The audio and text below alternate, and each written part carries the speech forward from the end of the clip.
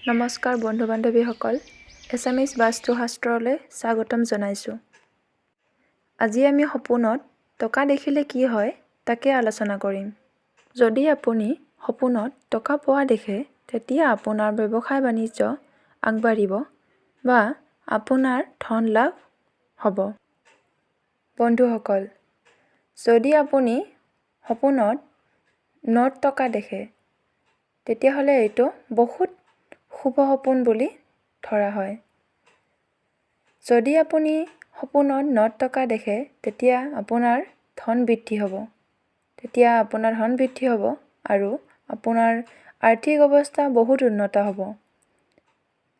তাৰোপৰি আপোনাৰ ব্যৱসায় ক্ষেত্ৰতো বহু পৰিমাণে উন্নতি পথলৈ আগবাঢ়িব।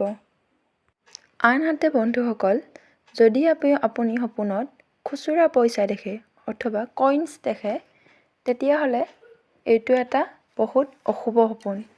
যদি আপুনি সপোনত কইনছ দেখে, তেতিয়াহ'লে বুজিব যে আপোনাৰ জীৱনত অশান্তি নামি আহিব। আপোনাৰ দৰিদ্ৰতাৰ সন্মুখীন হ'ব। আপোনাৰ ধাৰ হ'ব পাৰে বা ব্যৱসায় বাণিজ্যত লোকচান হোৱাৰ সম্ভাৱনাও আছে। সপোনত যদি আপুনি টকা দিয়া দেখে বা আপুনি বেলেগ এজনক টকা ডনেশ্যন কৰিছে, তেতিয়া আপুনি আপোনাৰ বাস্তৱ জীৱনত কাৰোবাৰ কাজিয়াত সমাপন হ'ব। আপোনাৰ কাৰোবাৰ লগত কাজিয়া হ'ব পাৰে।